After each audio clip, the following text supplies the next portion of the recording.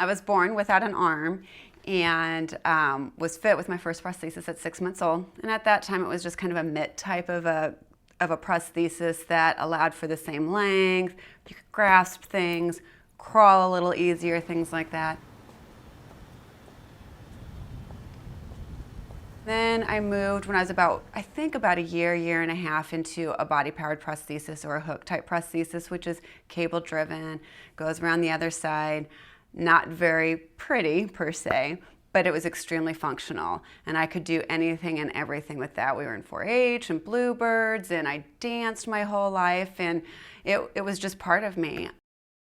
About when I was in 8th grade, actually I know exactly the date, May 24th, I got my first myoelectric prosthesis. From that day on, I said, the one thing that I don't want people to notice me for, or know me for, or be the first thing they notice about me is the fact that I don't have an arm. So given a more real-like prosthesis, one that had function that looked a little bit more like a real hand, helped me blend in a little bit better in that respect as far as walking through a restaurant or being out with my friends. I just started to blend in. I was very shy, so if anything, the reason why I didn't date or didn't have a serious boyfriend would have been more because I was shyer. Plus I was so involved. I was involved in dance, I was involved in student council. So all of those things kept me from really focusing on the fact that I didn't have an arm and it might be affecting my dating. And then as I got older and realized that it very much could, because people can be very superficial that way, I realized if someone's not going to date me or get to know me because I have a prosthesis and was born without an arm, it's not the person I want to be with anyway.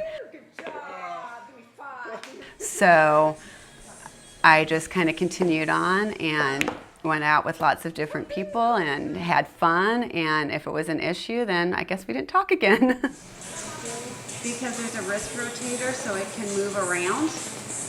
And then I moved on to college, and again, I joined a sorority. One of my sorority sisters said, hey, there's a spot open on the dance team, you should try out. Scared to death. I'm in college now. I don't have an arm. I wear a prosthesis. You look different. I'm not going to make it. So I tried out and I made it.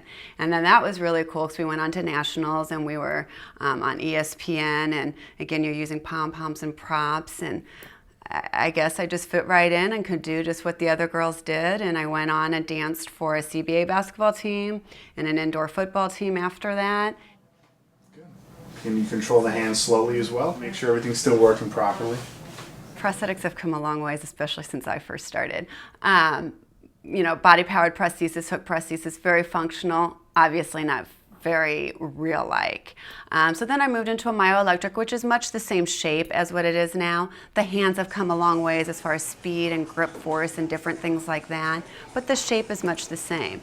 What's different is the covers. They used to just be off-the-shelf covers, all one color, very monotone, and now they create them to make them really mimic and look like your sound hand. So that's huge, because now if someone does notice, they might think I broke my hand or that I burned it, but it's just amazing because people just don't notice, especially if you have sleeves on.